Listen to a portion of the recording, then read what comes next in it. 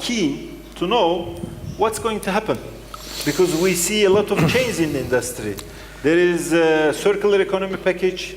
There is some new legislations about plastics, like single-use restrictions, single-use plastic restrictions, plastics bag issues. We have the new plastics economy. So I think most of us, everybody here, is interested to know what will be the future of the industry. And you, as from the top of the industry, from all around the world, can give us some insight of how do you see the future industry, how we should manage our investments, how we should decide to do the future, what will be the new opportunities. I think that's too much burden for you. It's a very hard question, but I'd like to start with somewhere. So maybe starting with just giving some information, how you see the future. Renato. Yeah. I mean, first of all, what I can tell you is, from my perspective, if I would know what's going to happen in the future, probably I wouldn't be here, so it's very difficult to predict.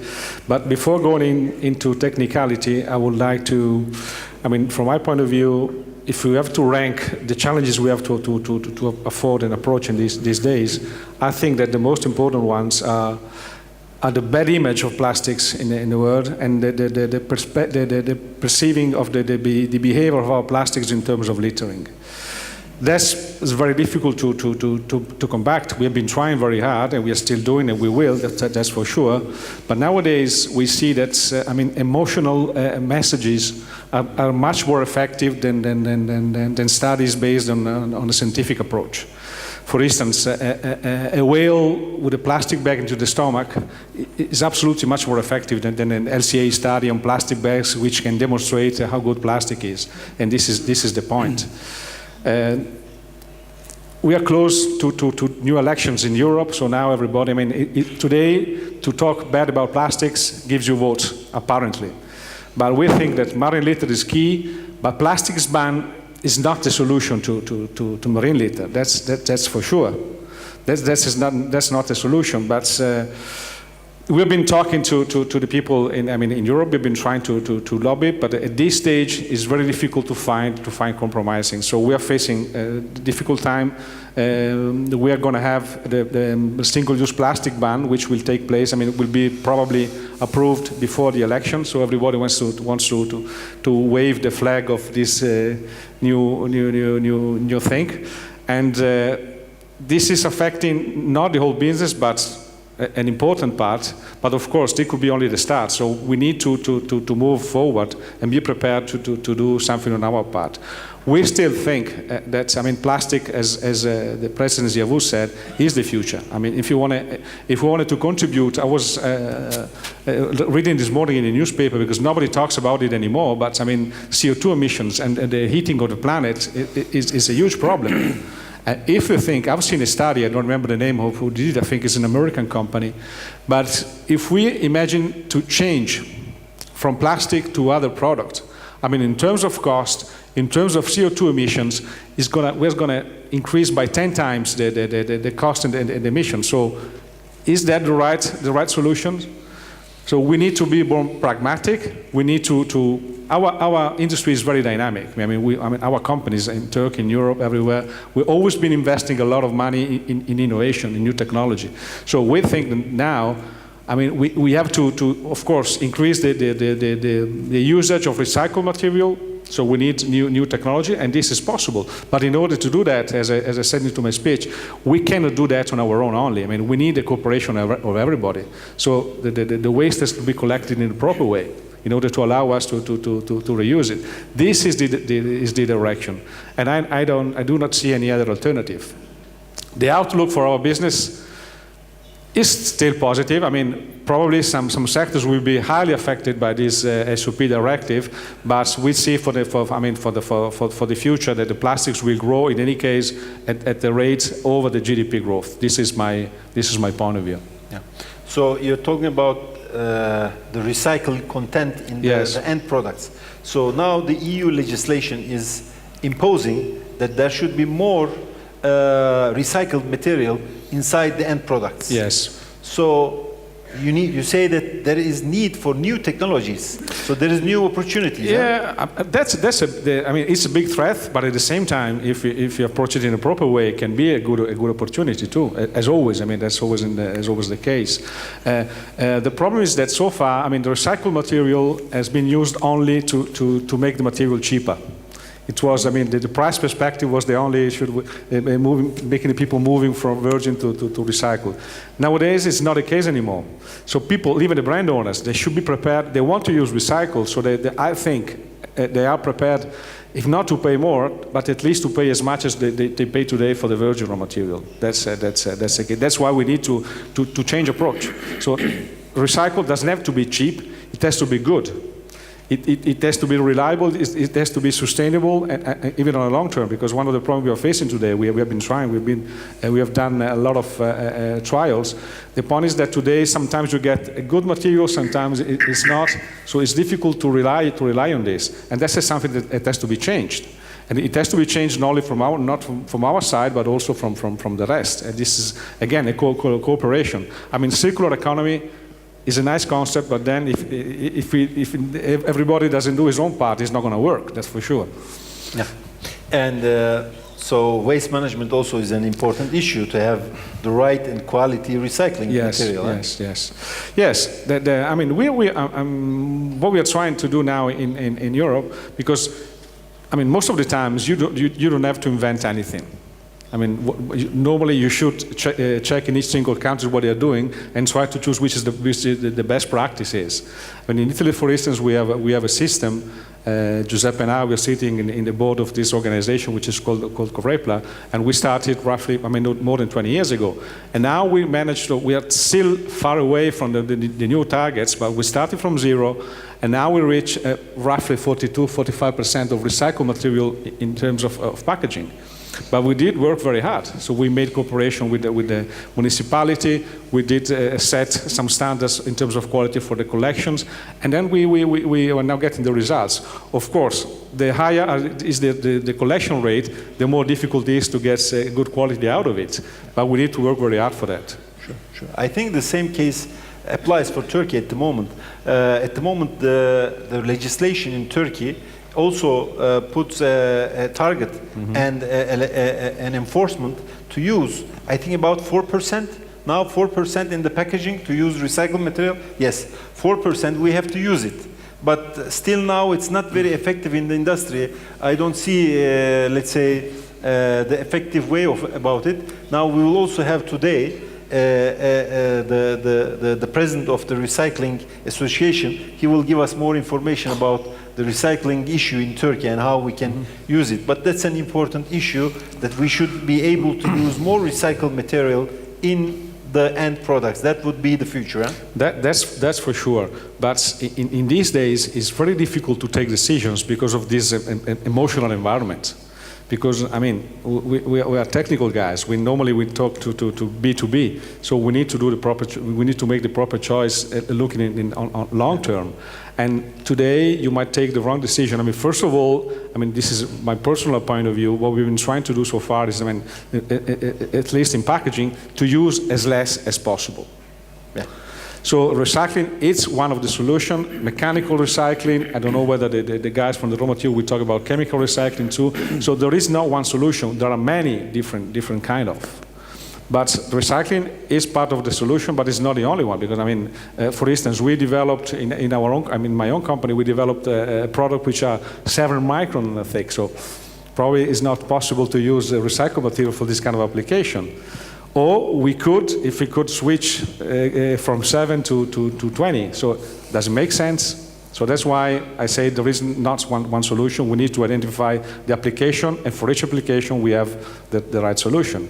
Now we also have to be careful, because even the brand owners, I mean, there are regulations from Europe, but some of the brand owners, they also made a step forward. They want to show the market they are better than the others, so they want to even anticipate what's coming out from the European legislation, and that can be dangerous too. But we need to cooperate again all together. Yeah. So, Carl, now the floor is yours. How do you think, as Plastics Europe, about this new situation? How do you see the industry as a whole, under these circumstances, do you still have an optimistic view like me, or you have some pessimistic? What do you say about I think we can all be quite optimistic as far as the business opportunities evolving are concerned, because it has been shown nicely in the video why that is the case, and I think that is not essentially changing. But yes, we do have, of course, a massive change in the perception of plastic as a material, of plastic as an industry. I mean, for example, we have to, I mean, here we are industry, so we are happy about growth rates. You have outlined that very nicely. The importance of the plastic sector also in fast-growing economies like Turkey, but that's also still the case in the European Union as well. So we like to see the growth rates. We also see the growth, the global growth rate. Yeah? We are going now straight to probably almost 350 million tons of plastics production per year.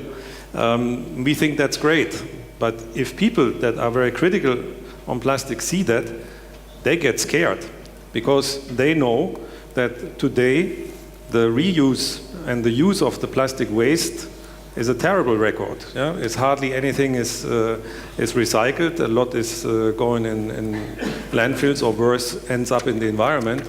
So they see these same numbers and say, okay, that's millions of additional tons every day end up in the marine environment, in the environment. So they get scared, they get in panic. And you know, you cannot even blame them, because that's the picture that you see. So now for us, as industry, of course, this is a very big challenge. It's together these considerations, it's the pictures that we see from the fish and the birds, also picture of people living on the waste. Yeah? These are all pictures that, of course, say to everybody, this is not sustainable. We cannot continue to work that way. So before we come to the global situation, and maybe Keith will highlight there a little bit more, back to Europe. Also in Europe, we still have a lot of things that we need to improve. For example, we still have the situation that in the European Union, 8 million tons of plastic waste ends up in landfills, meaning that then it's wasted. Yeah? The waste is wasted when it's wasted. So that's the one challenge. We have also in Europe the littering issue. Yeah? And then, of course, in the public debate today, and I have to say that 2018, this year, was a year we haven't seen so far, because of the public debate. We from the plastics industry, we have never received so much attention as we have seen this year. I think all of us have never been so many times on TV or working with the media. This is really incredible what is happening. I think it's an opportunity also, because the public debate has the one advantage. It involves now everybody, because it touches everybody's life, his lifestyle. People become more conscious on where they use plastics, for what they use plastics, and that's an opportunity, and I will come to that in a moment, why that is an opportunity.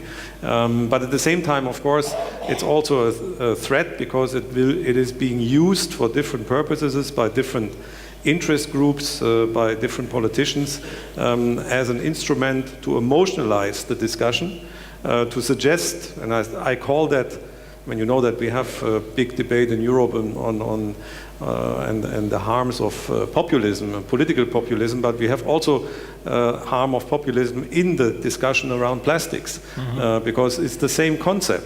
You know, there are people that take a rather complex issue, which people cannot really understand, because they are not experts on that, and they shouldn't be experts, and they suggest a very simple solution, and suggest that's the solution. So they say, okay, if people litter, then we ban what they litter. That's the solution. Yeah? Of course it's not the solution. Because if littering is the issue, you have to look at what influences that behavior, and you have to target the behavior, not the material, because a piece of plastics is not good nor bad. Yeah? It's like no other material is by itself good or bad. It's the way how we use it, how we consume it, and how we dispose of it. Yeah? So there we need to address, and I think the of course the solutions are, in the end, we know that is waste management infrastructure, and it is education. I think working with young people remains key for our activities because we have to think that that is a long-term investment in making people aware of what we do and how we live and how we want to live in the future. Yes. So when was the election in EU? March? In May. May. So there is an election, by the way, in May in the EU Parliament. Yes. EU Parliament. So before, as Renato and Carl mentioned, it's the same population everywhere in the world, in US, in EU and everywhere. Because now, just before the May elections in the EU Parliament, you see a lot of political movements, political populist new approaches to the subject without some scientific evidence, just to get some green votes just before the election. So until May, I understand from my colleagues that until May we will have much more of these publications all around the world, starting from the EU. Yeah. And how about US? US, well, I think there is, much like you all have said, I think the business aspect for plastics is very bright. However, we must end plastic waste in the environment. As an industry, we must take a leadership role to end plastic waste in the environment. On the business side of things, the US plastics industry has gone through a dramatic increase in investments based off of shale gas and the competitiveness that have come from shale gas. We have over 300 projects that are announced in the chemical and plastic sector valued at over $200 billion. So there's a lot of growth going on in the plastic segment in the United States, and also converters. About 700 different projects have been announced to expand production. So the business side is growing very dramatically. And a lot of that is based off of the benefits of plastics and the sustainability plastics can bring. I talked about some lower greenhouse gas emissions compared to alternatives. If you look across plastics in 16 consumer goods sectors, plastics have 4 times less environmental impact compared to the alternatives. So plastics offer tremendous benefits, and I'm very optimistic about it from that perspective. However, to get there, to keep using plastics and deliver those benefits to society, we've got to end plastic waste in the environment. We are seeing policy proposals all across the globe that would adversely affect the plastics industry, would control the amount of plastics resin produced and put a cap on the amount of plastic resin produced, as is being discussed. The United Nations, there's a work group meeting right now to talk about potentially a treaty based off of plastics and marine litter. The things being discussed there include things like a cap on plastic production. That clearly is not the right approach. Plastics offer dramatic sustainability benefits, but we have to keep plastics out of the environment. The studies today are pretty dramatic. Studies as well as images. I mean, the images tell 1,000 words, et cetera, but, and you see some of them coming out of Asia, and they are particularly damning to our industry and damning to the current uses of plastics. The studies show about 8 million metric tons of plastics are released into the environment every year. Most of that from very rapidly developing countries in Asia that lack basic waste management. In many of these countries, less than 40% of the waste is ever collected to be managed in any way. So that's naturally leaking out into the environment, and of course the plastics are floating and people see them, and provides a very compelling image for these policies to restrict plastic. That's clearly not the right approach. Putting in place infrastructure to collect and manage waste is the right approach.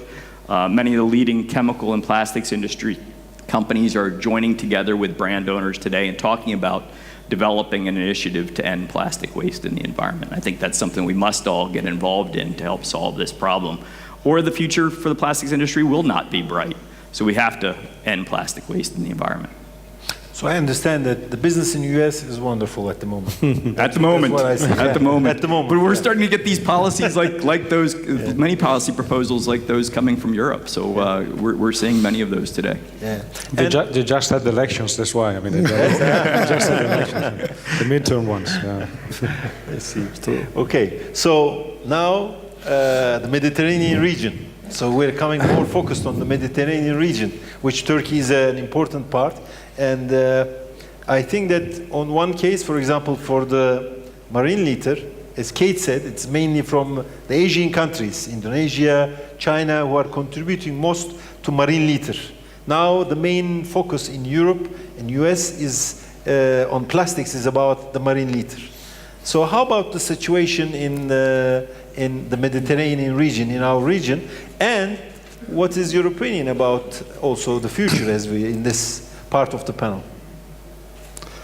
So, regarding the Mediterranean, of course, many of the comments and of the consideration are valid for the Mediterranean. Marine litter and the waste management is the key. But the key is how to manage the waste in the proper way. And the central focus for a correct waste management and to solve the problem even of the Mediterranean is the differentiate collection of the waste. I give you only one very recent example. You know, in Italy we have the Po Valley, the Po River. Mm-hmm. Po River is the river who is collecting practically the water of 40% of Italian population, means 25 million of inhabitants. We as Corepla, with Renato and the other colleague that we are sitting in the board of Corepla, we decided to go and see how much plastic debris is brought from the Po River in the Adriatic Sea, which of course is polluted. And we made this experiment for 3 months. Yes. And I want to say to you the result. And the result is really very surprising. We expected several tons, yes. We can say, Renato, but we are not tons. What at the end we've collected at the end of the Po River with them. All the plastic debris in 3 months of 25 million of people were about 100 kilos. 100 kilos. So nothing. This is why. Why? The reason is because in the Po Valley we have, we can say, a very good collection waste system. And this is the crucial point. Collection waste system of Veneto, of Lombardy is working very well. And at the end we discover that the river could be alive and could be without plastic. And if we apply this system also to all the other countries which are putting the river in the Mediterranean, I think that we can have a very good step forward. But I want to conclude this with something that for us is very important. Marine litter is really the big problem. But sometimes we think that plastic is covering other problems. Plastic is not the major problem of the marine litter, for example, for the rivers, but the problem is the effect of the absence of the infrastructure. Some of the rivers are really without life anymore. It is not caused by plastic, because plastic is an inert material without effect on the life of the river and of the sea. But the problem is the lack of infrastructure of many countries. So, what Renato and all the other panelists, colleagues are saying is completely true. We have to push in order to have first, infrastructure, second, differentiated collection of plastics. Okay. So, during the first part of this panel, I'd like to summarize what I understand, just to so we can stress check out. whether you did it properly. Then. Is it Okay. true? Yeah. So the main issue is that first we have some emotional case all around the world, which are not coinciding with the real scientific fact. This is one problem, and mostly emotional approach is taking lead rather than the scientific approach. Yes. This is one of the main key issues. And also adding to that, in the European side, we are going to have the elections in May. So until May, we would have much more publications against plastic and easy solutions, like Carl said, let's ban it, let's not use it, this kind of things from the EU side. We might expect this until May. This is something what I could get from it. But on positive side, I see that there is new opportunities also, like because of the new legislation, there would be need to use more recycled material inside end applications, in end product applications. There will be much more new innovations in the recycling industry. And in high quality, let's say not downgraded, but upgraded plastic recycling in this field. This will be a new opportunity in this business, which we can see for sure. For US market, I can see that US is much more, let's say, these days, the industry is growing, the pace of the industry is good, but still, as Kate said, waste management would be one of the important issues for the plastics industry to continue this growth without, let's say, negative public issue on that one. So this is generally what I get out of our first part of the panel. But I'd like to, in this part of the panel, I'd like to have, apart from this recycling and this, let's say, standard issues about the threats, I'd like to see opportunities. Is there any new opportunities that you see for the plastic industry at the moment? This is something that I'm interested. So I'm sure that all these people are interested. Okay, we know now the threats. We will for sure work for these threats and try to adapt and try to get new positions. But what will be the new opportunities for the industry? What would you say, Renato? Well, basically, what I could say, I'll probably repeat what I've said already. I mean, I think plastic today is seen as a problem, but plastic at the same time is the solution for the problems. This is the point. I mean, it's very easy to point the finger on plastic because it's bad, but it's not politically correct to point the finger on uneducated people who litter the plastics and to dispose the plastics into the environment. And so that's why, even as UPC, what we're trying to do, I mean, to stimulate an educational program together with the European Committee in order to explain people what they have to do with plastics. But after having done that, we need to be organized with the waste collections.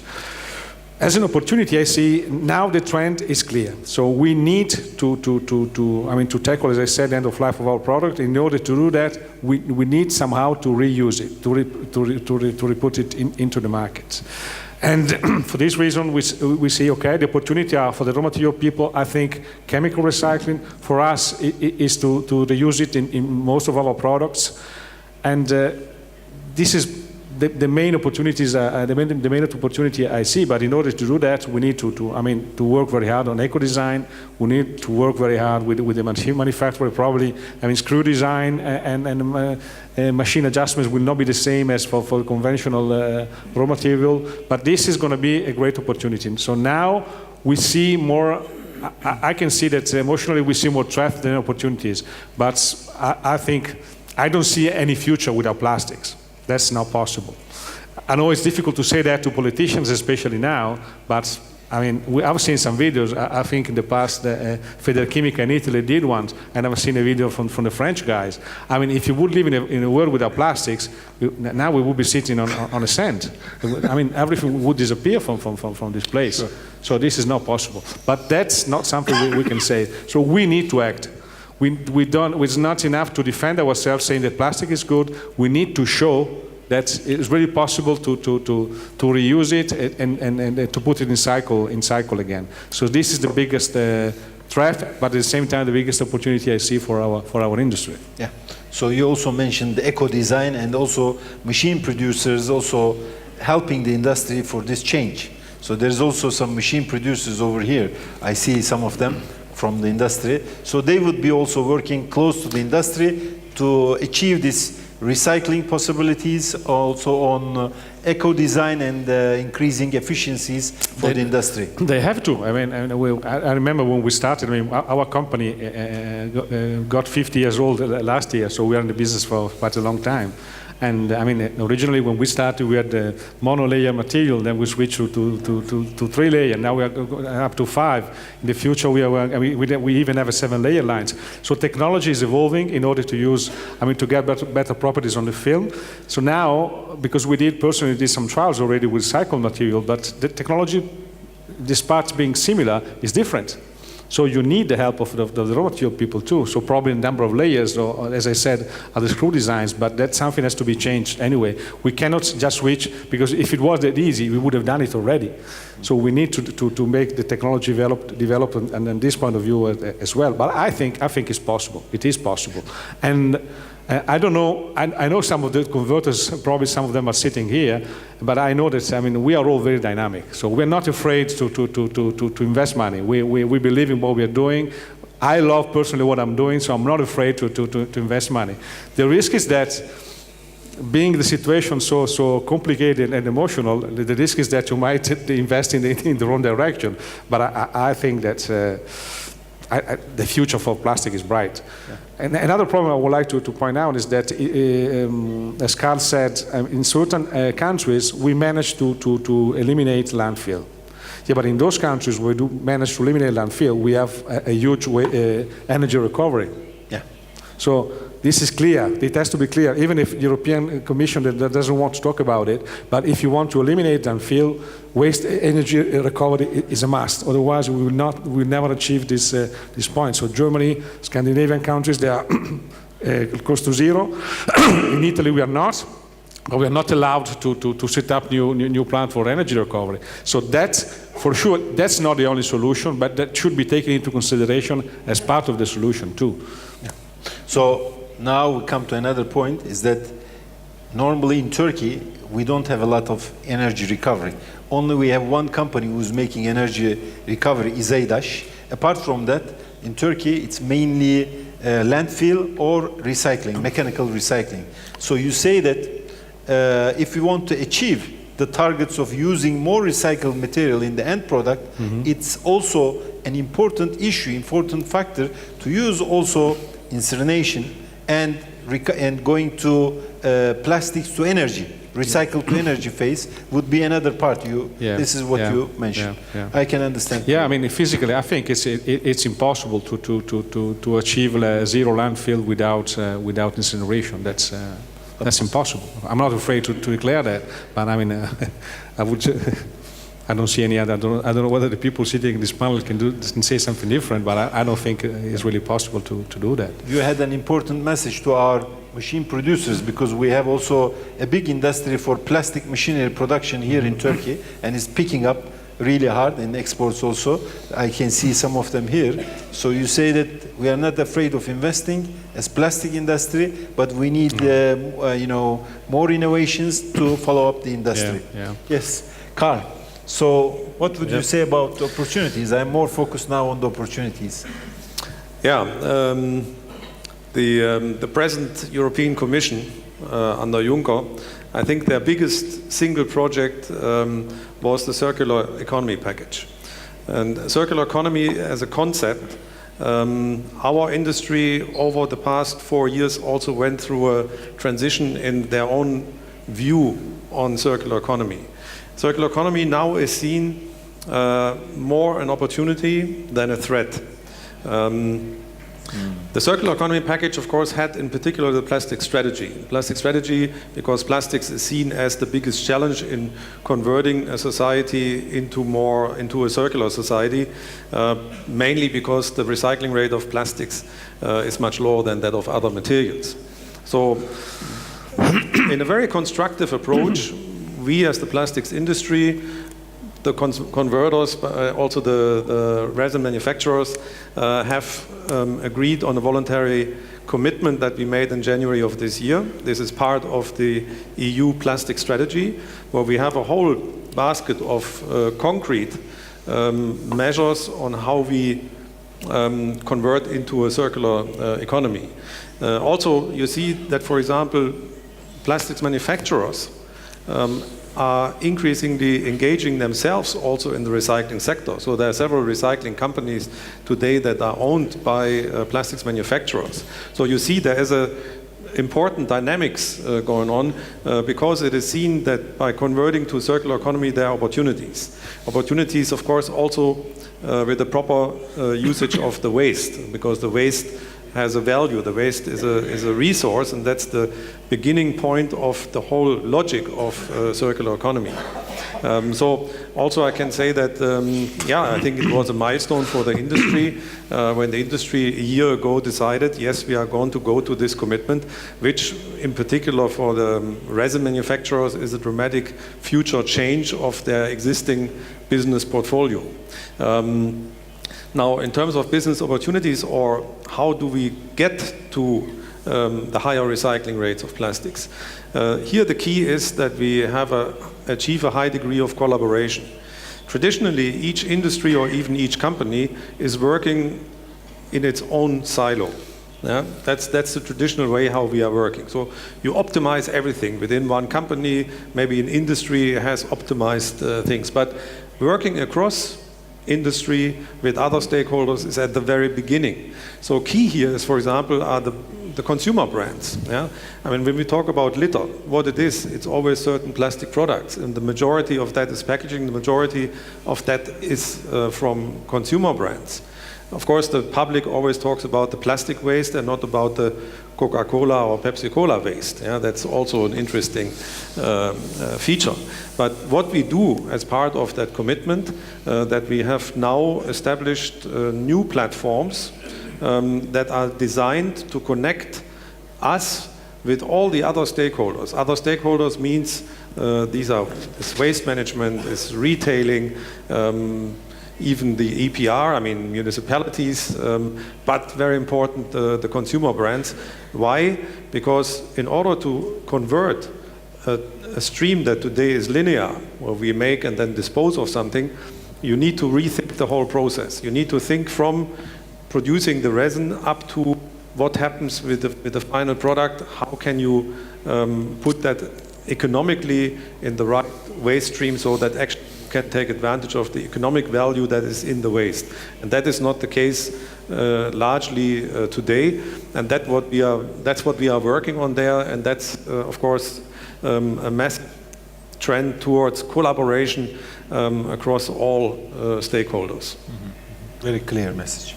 And Kate, so in US the business is going good in pace, we understand, but what kind of industries are mainly pushing the way in the industry, in the plastic industry? Which parts of the plastic industry is moving the pace? I understand that in Europe, mainly recycling industry is one of the key issues, and it's going to be more opportunities in that one. But how about the situation in US now? The U.S. is similar. I think in terms of the business side, resin producing is growing very dramatically, as I mentioned, with the production of new plants based on shale gas. I think there are huge opportunities related to circular economy in the United States as well. And we've created goals in the U.S. plastics industry to recycle and recover all plastic packaging by 2040. So those are huge goals for the United States. That's a must, or it's just a pledge or a voluntary? It's a commitment. It's a commitment for the U.S. plastics industry. So, and to maintain a sustainable industry, we know we need to get there. We need to end plastic waste in the environment, and part of that is collecting and recovering plastics. There are a lot of new opportunities that have come with that commitment and come with the changes that have happened in our industry, either the circular economy approaches or also with China and the restrictions that have happened on China's import of plastic and other waste. Historically, there's been a bit of a challenge that's come from exports to China, and that was that there was no incentive in the United States to invest in good sorting of materials because they could just go to China. Today, that's not happening, so there's new opportunities to come in and use this plastic material for new applications. We've seen companies put in place new facilities for taking polystyrene, converting it back to styrene monomer that can then go into new food service. A company called Gelecekte has built a plant in the West Coast to do that. There are other companies that are similarly coming up with new technology and approaches to taking plastic and making it into something else. Some are making it into jet fuel that can be used for airlines. There's other applications that we see potentially growing. Use of plastic in asphalt, a lot of research and opportunities around that, as well as concrete, so some infrastructure opportunities. Continued opportunities in durable goods all around the United States. I think we look at the real megatrends in automotive. The autonomous vehicles will require lightweighting, electrification will require lightweighting, and plastics are going to help deliver that. So some huge opportunities as the new infrastructure, or the new autos of the future are going to create some opportunities for plastics there too. As well as in building and construction. In the US, we still have artificial restrictions on the use of plastics in pipe, for example, all around the country. And about 50% of municipalities say that the pipe must be metal only or concrete only, and those are artificial. And break those down, and those present another $10 billion market for plastic pipe every year. So there's some huge opportunities there as well. But how is the landfill situation in the US? Landfill, much like Southern Europe, I think most of our packaging waste and non-durable goods goes to landfill. We don't have much waste energy. There's only about 80 some waste energy plants in the United States, and we don't see that growing. Our circular economy goals are based off of increased mechanical recycling, because we have a long way to go to even catch up to Europe on mechanical recycling, but also chemical recycling and those other technologies to convert plastics to energy in a way that doesn't include mass burn, really. I mean, mass burn and incineration with energy recovery is a good technology, but also it has high costs compared to other infrastructure in the United States. We have abundant natural gas, and waste energy facilities in the United States are very expensive compared to natural gas-based energy facilities, and would require very high tipping fees that people aren't willing to pay here in the United States. Yeah. And I understand. Yes, Scott. Yeah, I think important is to recognize that we have a lot of regional differences. Yeah. I mean, because the situation in Europe, where energy is expensive, is obviously a very different one than in the US or in other regions of the world where energy is not expensive. And there are many other reasons. So again, the main point, and I wanted to add to what Renato said, when we talk about the solutions, we have to recognize there is not one solution that fits all. Yeah, recycling is excellent, but it's not the solution. That we need many solutions. Innovation, I'm convinced that we will see a lot of innovation in a lot of solutions that we don't even know or that we don't even think about today.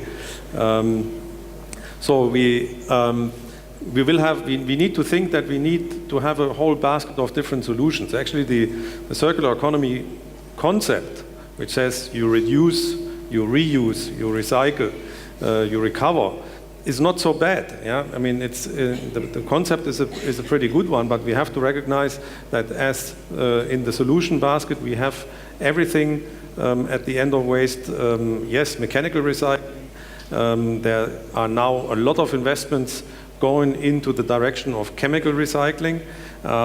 So that will be part of the solution. Waste to energy will remain an important part of the overall solution.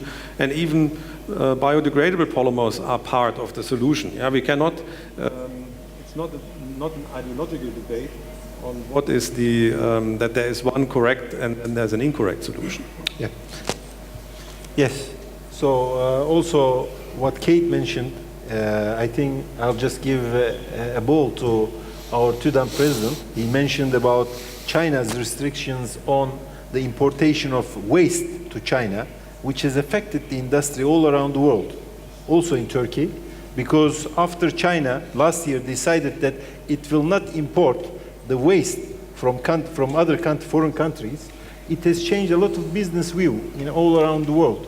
Now I understand from Kate that also there's a lot of recycling companies going inside the business, because beforehand there was no business opportunity because all the waste was going to China, but now it is there in US and you have to recycle it to use it.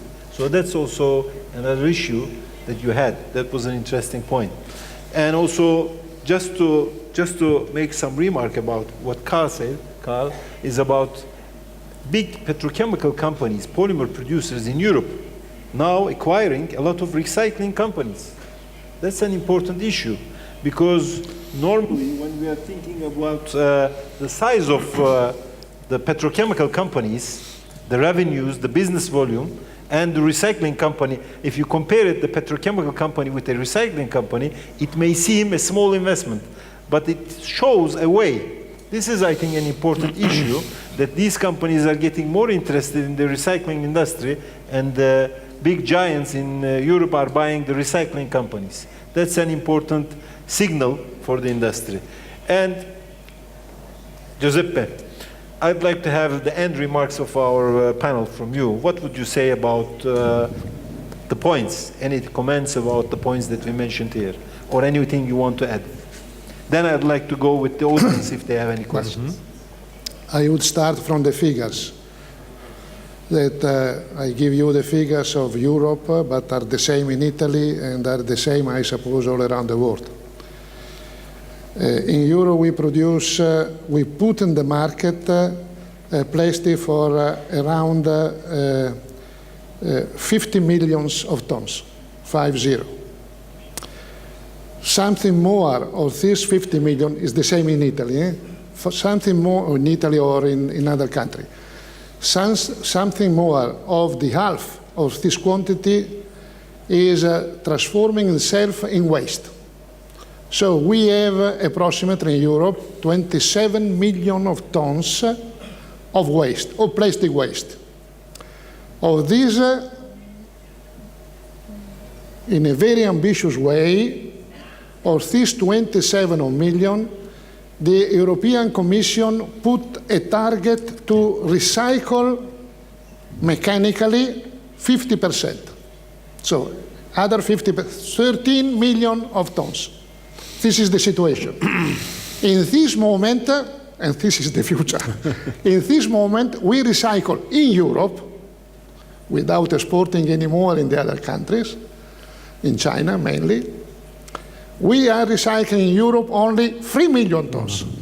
3 million tons instead, mechanically, instead of 13 or 14.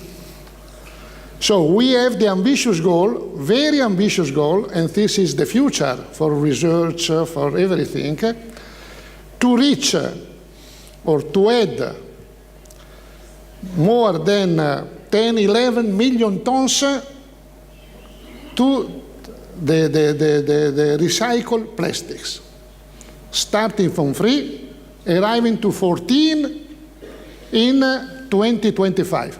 In my opinion, is rather impossible, but we shall do our best, mainly through the research. We are used to Mission Impossible, so we do our best. But this is, in this moment, and I think for the future, we have always to have in mind these figures. 100 is what we produce, 50% approximately the waste, I supported Alpha already for the packaging we are near, because everything is depending on the collection first. We arrive at 50.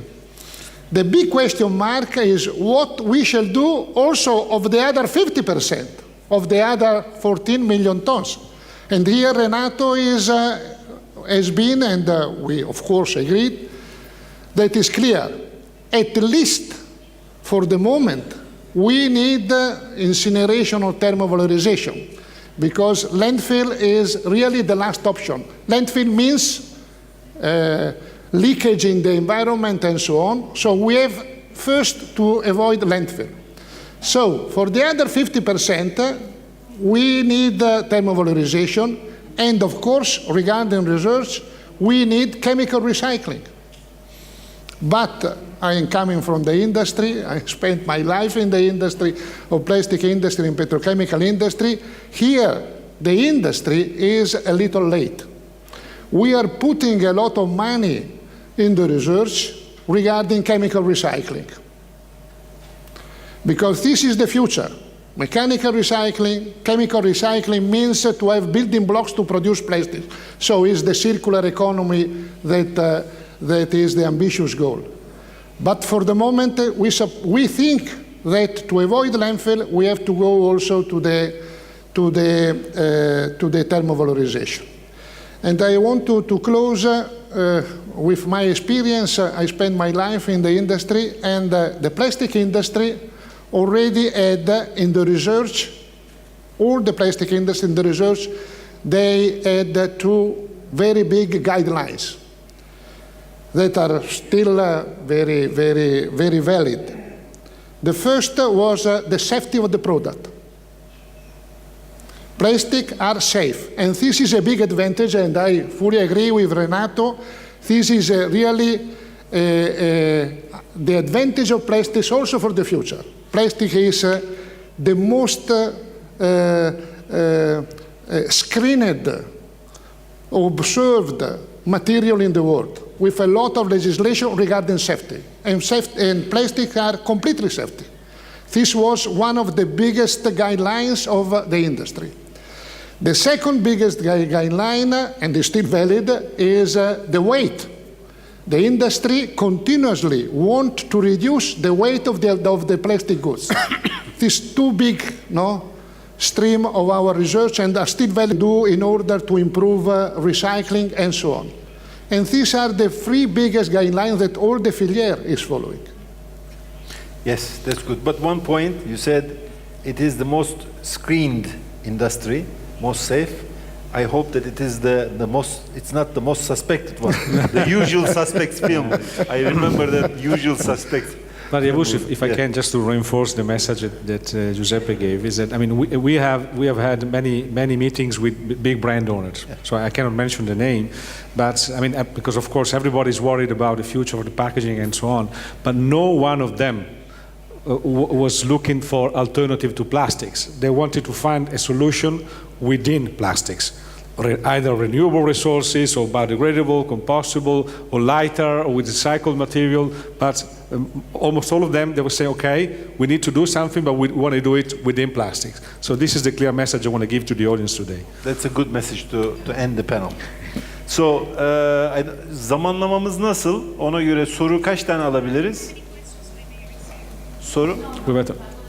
Peki. Evet. O zaman soru varsa soru alalım. Bununla alakalı veya herhangi bir konuyla ilgili izleyicilerimizden soru varsa soruları alalım. Tabii. Evet, sorusu olan var mıydı?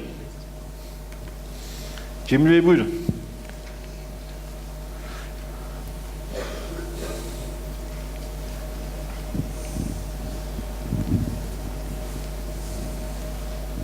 So now we are taking the questions. Okay.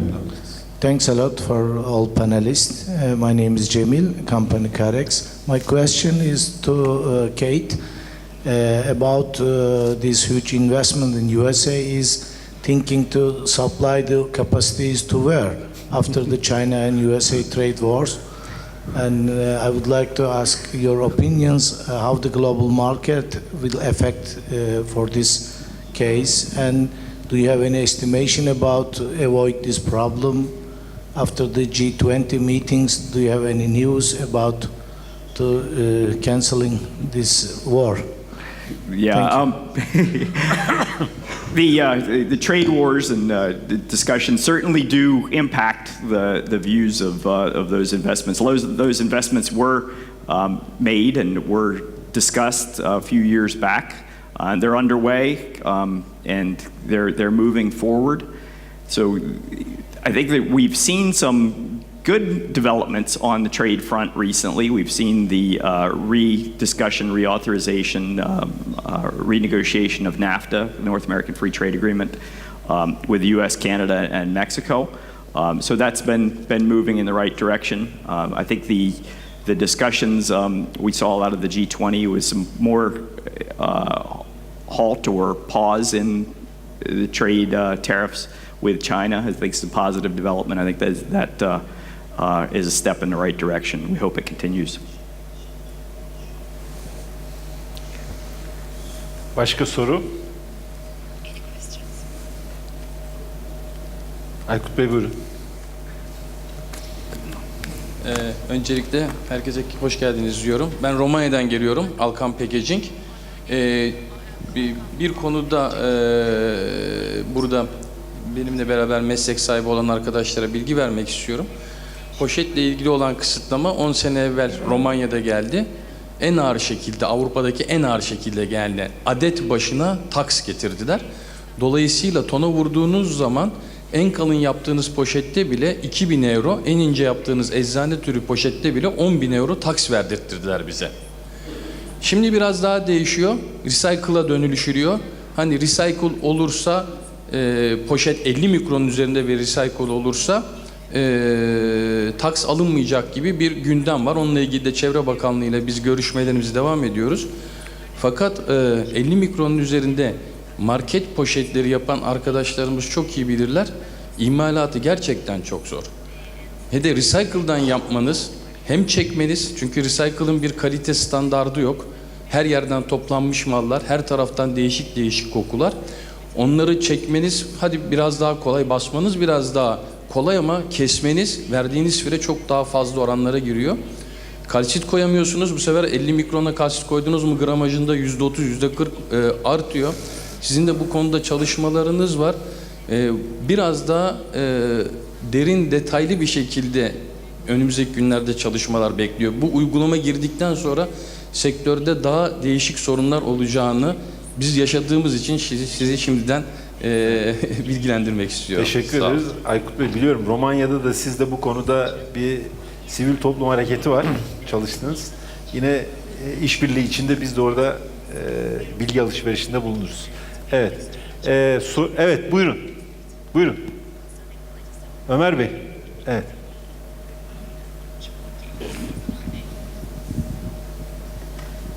Çok teşekkür ediyoruz. Çok faydalı bilgiler aldık. Şimdi Türkiye, ismim Ömer Oğuz, Kempro firmasındanım. Özellikle tabii biz geri dönüşüm çevre açısından önem kazanıyor. Çevre açısı bugün olmasaydı, yani plastikler tamamen degradable olsaydı ve toprağa karışsaydı bu konuyu bugün konuşmamış olacaktık. Biodegradability olayında hakikaten bir takım gelişmeler var. İşte okso editifler var ki şu anda okso editifler sanırım gündem dışına çıktı. Ama şu anda dünyada normal konvansiyonel plastiklerin de tamamen biodegradabilitesi söz konusu. Bununla ilgili çalışmalar devam ediyor. Bu konular hakkında acaba panelistlerimizin bir fikri var mı? Onu öğrenmek istiyorum. Teşekkür ederim. Evet. So, I think, Carl, I would like to give this question to you. Mr. Ömer is asking mainly about the oxo biodegradation. Is it oxos is out of the scope, he said, as far as he knows. And there is other alternatives for biodegradability. He'd like to have more views from you about or other panelists who want to contribute about the bioplastics issue. Maybe Giuseppe, you can give the example in Italy where biodegradable plastics are part of the solution. That's interesting. First of all, I would say that at the European level, but also at the Italian level, we as plastic industry, but plastic industry, all the plastic industry means including biodegradable plastics industry, we are always saying that biodegradable plastic is not the solution to the marine litter. Is not the solution to the marine litter. We think that the solution to the marine litter is a proper waste collection. Having said so, in Italy we have a ban of conventional plastic bag in force since 2016. So you cannot find any more plastic bags at the supermarket, conventional plastic bags. You receive at the supermarket. Even without a cost, even without the money, you cannot. The cost is It's banned. Is bad. So if you want a plastic bag, you have to pay something. I don't remember exactly I go to the supermarket, but I don't remember 0.1 or something, 10 cents of euro for plastic bags, and you receive biodegradable plastic bag. Biodegradable according with the law, the standard, European standard 13432, that is sure that the plastic bags will biodegrade. These biodegradable plastic bags that we receive can be used, and I personally do so in my family, for the collection of the organic waste. So for the collection of organic waste, I can buy or I can use the plastic bags, biodegradable plastic bags. And all this organic waste, including the biodegradable plastic bags, is going to the compostable plant. And at the end, from the composting, all this mess of organic waste, you have gas and production of energy, or you have amendment fertilizer for the agriculture. And Renato? Yeah, but just to add what Giuseppe said, because even for a biodegradable compostable product, you need an organized waste collection stream, because then you need composter. Because if you throw the biodegradable plastics into conventional one, then you destroy the value of the recycled plastics. This is also a problem. And well, we are not involved in the battle of the plastic bags has been, taking so much energy within Europe and especially in Italy.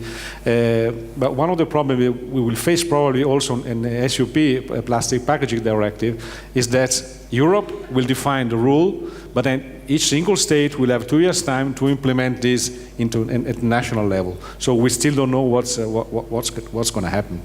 But just to again, this is my very personal interpretation.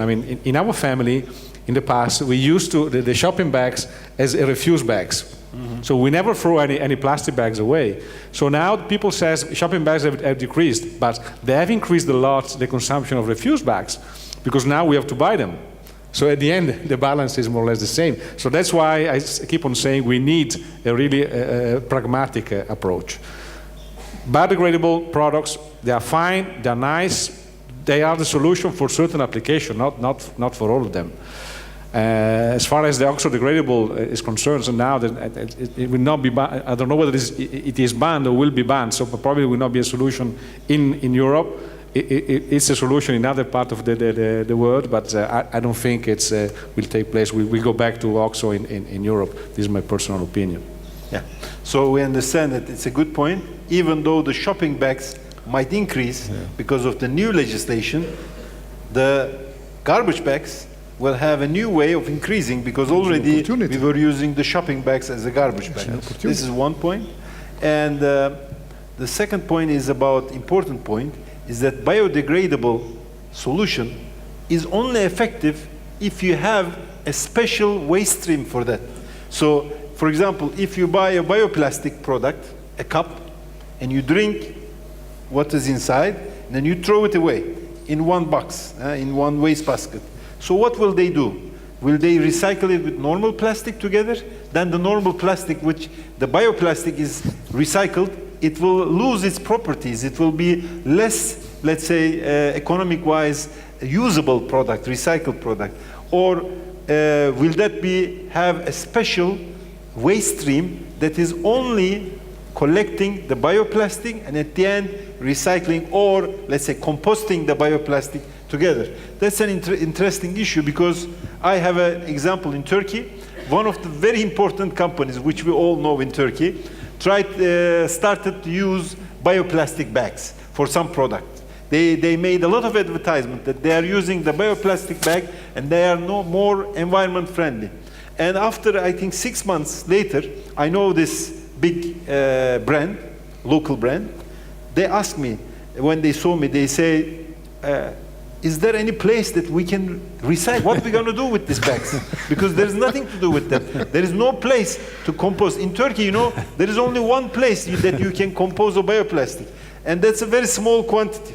So it's not only bioplastic that you need, but you always have to have a composting facility, special recycling stream for that one. That's an important issue. Carl, you want to add for something about that? Yeah, just final comment on the famous bag, because the bag was long before we discussed single-use plastics, but also it offers some good learnings. Of course, we from the plastics industry hate any plastic that is littered, because any time people see plastic in the street or on a beach, of course they're associated with something negative, and that's not good for us, and that's for sure. So we hate that, we don't want that. Now, if you go now around many European countries, you simply don't see plastic bags anymore littered in the environment. Why? Because with many different systems, one way or the other, we achieved a behavioral change simply by that people have to pay for it. Yeah, so I just read the statistics 2 weeks ago. I think the plastic bag consumption in the European Union has been reduced by nearly 2/3 over a period of 5 years. That is quite a dramatic number, and that's exactly what we want. Also in the single-use plastic discussion, that's the example that we can use, because here it was largely without a ban, it was mainly behavioral change. So that is a more intelligent measure than to ban, because ban, then you give people no choice anymore. And people don't like if they don't have choices anymore. If you regulate people's personal life, usually people don't like it, which is my hope that also politicians will understand that that is not a good road to go. Give you a funny example, if I may. There was a university in Germany, actually it was the one that I attended ages ago. They were celebrated that they do something for the environment in the cafeterias, and where the students, university, 25,000 students, they said no more plastic cups. We replaced the plastic cups with ceramic cups. What happened? Suddenly, all over town was littered with ceramic cups. Why? Because it was not the material. It was the behavior of the students that hadn't changed. Yeah? So that's an interesting lesson also. Interesting. Okay, any more questions? Başka soru var mı? Evet.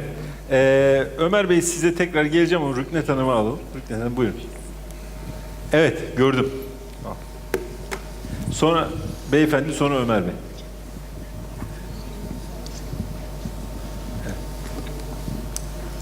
Çalışmalarınıza her şeyden önce başarılar diliyorum. Aşağı yukarı 1972'den beri plastik naylon torba üretiyorum firmamda. Biz genel olarak diğer firmaları da kapsayan geniş bir kurumuz, başka büyük ortaklarımız var.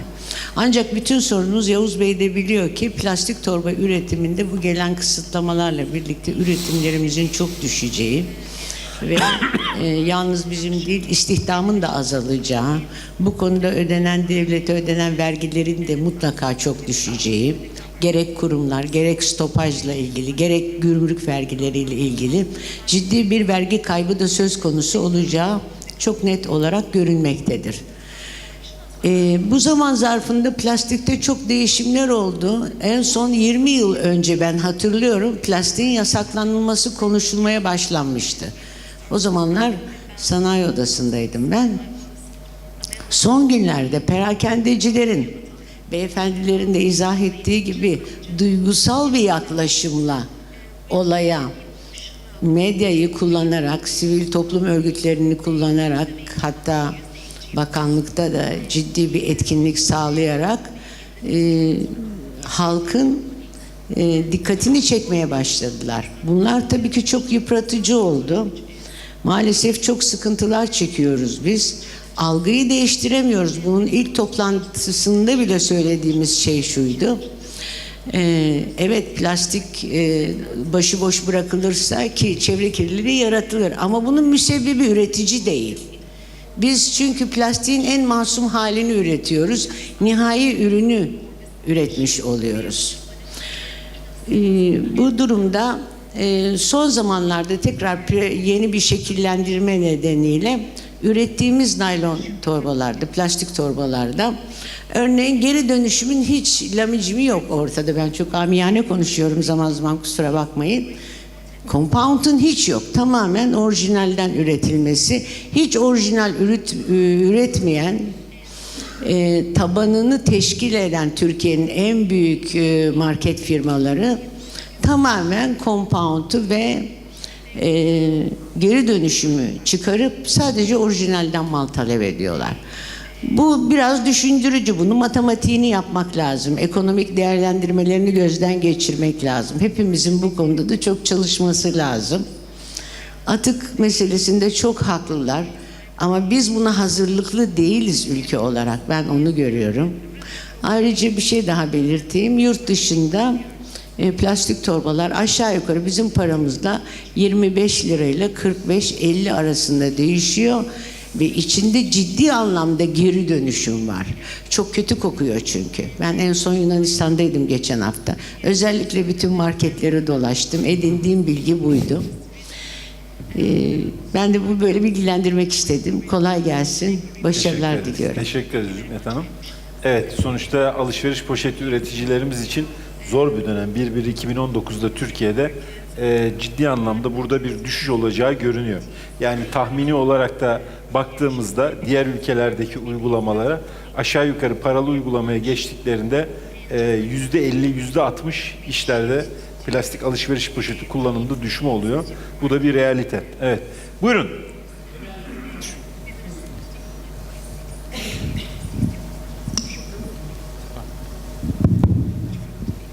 Enerji İnovasyon Kurulu üyesi Nagip Karpuzlar. Sayın Hocam Profesör Doktor Tekin Arda ile birlikte çalışıyorum. Şimdi çevremize bir baktığımızda 5 tane önemli materyal var. Bir tanesi beton, metal, tekstil, cam. Beşincisi ne? Plastik.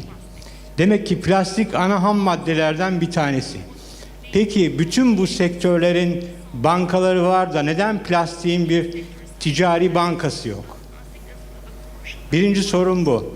Bu bankayı derhal hayata geçirip bu sektörü layık olduğu seviyeye taşınması gerektiğine inanıyorum.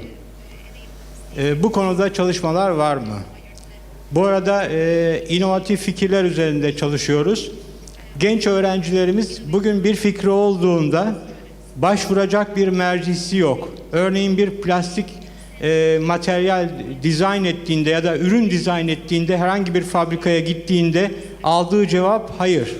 Bunu ortak olarak, PAGEV olarak bir ortak bir havuzda tasarım, uygulama, prototip ve üretim aşamasında yapacak bir merciye ihtiyaç var. O merci aslında PAGEV. Neden bir an evvel hayata geçirip Türkiye'yi ve dünyayı plastik sektöründe öne geçirmiyoruz? Teşekkürler. Evet, çok teşekkür ederim. This question is for me. Banka konusu, ben ilk kez böyle bir şey duydum. Bu arada diğer sektörlerin herhalde şeyi kastediyorsunuz. Camın İş Bankası'nı kastediyorsunuz. Hangi bankalar var merak ettim. Çok ilginç bir şey çünkü. İnşaatlara kredi veren bankalar var. Metal sektörüne kredi veren bankalar var. Dünyada detaylı olarak incelendiğinde bunları görüyoruz. Evet. Ama plastik endüstrisi ki geleceğin endüstri dalı Hatta bugünün en önemli endüstri dalı ama hala bir bankacılık sistemi yok ve olmalı. Evet. Tekstilin var, plastiğin niye yok? Evet. Şimdi ben bu sorunuzu şöyle algılamak istiyorum. Yani banka ile alakalı işin doğrusu banka demek kapital demek, yani sermaye demek. O sermayenin işletilmesi de uzmanlık dalı. Plastik sektörü kendi işinde uzman. Bankacılık ayrı bir konu ama ben sizin sorunuzu şöyle algılamak istiyorum. Öyle algılıyorum. Yani bu sektörde sivil toplum örgütleri dışında da özel bir yapı olsa bu işteki plastik sektöründeki yatırımları destekleyecek bir kalkınma modeli oluşturulabilir mi diye algılıyorum. Tabii onlar çok güzel bir fikir olabilir ama sektörlere özel böyle bir kalkınma modeli var mı dünyada çok iyi bilmiyorum. Araştırmak lazım. Bir de bu işin özü çok ciddi kaynak lazım.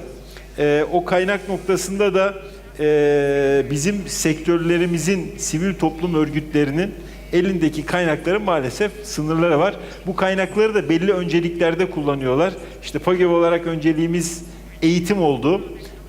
Bu eğitim noktasına bir noktaya götürmeye okullarımızla kaynaklarımızı oraya aktardık.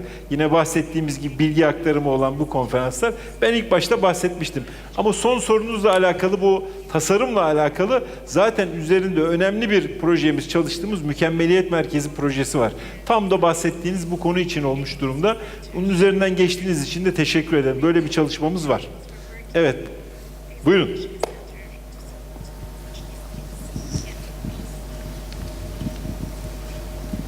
Selçuk Denizligil, Beyaz Sefer. I have a question concerning microplastics or micropolymers. Actually, we are now currently discussing about the degradable polymers and so on. But we know that now there is another problem in the environment, that the amount of microplastic is increasing. I mean, when we see the bottle in environment, we can find the solution. But if we cannot see the polymer, then it's a big problem because we do not know how we act to clean. And currently, actually, in the sea, fish inner parts, they can find the microplastic and so on. And actually, what kind of solution do you see our guest for the preventing the microplastic contamination in the environment? Yeah, that's another important issue, the microplastics. The microplastics are the plastics which are smaller than 5 microns? 5 microns. 5 microns. 5 Any millimeters. plastics smaller than 5 microns is named as the microplastics. That's an issue because mainly it goes to the marine environment, and in the marine environment we have a lot of microplastics. So important question which will also affect our industry in the long run. Anybody who want to start? Carl? Yeah, definitely a big threat. I mean, we see the marine pollution as a long-term, the biggest threat to the acceptance of plastics as a material. Microplastics is a particular challenge because, as the name says, far more difficult to deal with it. Now, you ask, what is the solution? The solution is prevention. We have to prevent microplastics to end up in the marine environment. Now, just to give two examples, one development which I think we have in many parts of the world is that, and that was on a more or less on a voluntary basis, that the cosmetics industry is not adding microplastics to their products. Yeah, so also the European Union now talks about, makes a differentiation between intentionally added microplastics, like in the case of cosmetics, and unintentionally, because they are even more difficult. The second example is what we do as an industry, also in US, is what we call the Operation Clean Sweep, because we, as the producers of the plastic resins, and that the resins, the granules, the granulate, by definition is a microplastic, that we have to ensure that from our production sites where we handle the material, that none of those granules continues to end up in the environment. Yeah, that is where we have to start on our own doorstep. That I think is very important, also to give us the credibility. And that is a rollout phase. We also have included now the Europe's largest port, the handling port of polymer materials. Antwerp is the largest for the industry, also to include them in that effort. Yeah. So one point I'd like to make about Operation Clean Sweep, because as PAGEV, we are the Turkish representative of the Operation Clean Sweep in Turkey, and we license some of the companies here. It's an important issue. What's Operation Clean Sweep? As Carl mentioned, we have small granules that we are using in our industry, and these granules, while they are produced in the petrochemical blend, while they are transferred to our companies in logistics, and during the process in our companies, it is sometimes lost in the drain and it goes around, and this also causes some kind of marine litter pollution. So to effectively prevent this problem, there are some issues like a quality certificate, that are some precautions that you can take and that you can avoid some of them. And this is done with an Operation Clean Sweep certificate, and we are issuing this certificate as PAGEV for the companies here in Turkey. Yes? Now, just to complete the problem of microplastic. Microplastic is one of the most complicated, complex problem of the plastic waste. Just to give you, to clear the picture, primary microplastic, in other words, microplastic intentionally added, the 30% are coming from the textile, mainly for the first washing of the textile, 30%. And the other 30% approximately is coming from the abrasion of the tires. Dust for the Yes, for the tires, yes, for the car industry. So, and this let us know, I don't want to complete the picture, I cannot, but just to underline again the fact that the future and the solution that we can find, we cannot find the solution alone. We need all the other industry and to cooperate in order to find solution, to reduce all this kind of the leakage of waste going in the microplastics. And we need the academia in order to study exactly what is happening. And of course, we need the consumer, all of you, all of us, in order to have a correct management of the waste, of the plastic waste. So with this one, I'd like to sum up and finalize our panel. I'd like to thank our fellow panelists for their kind contribution and the audience for their questions. Çok teşekkür ediyoruz herkese. Panelimizi burada tamamlıyoruz.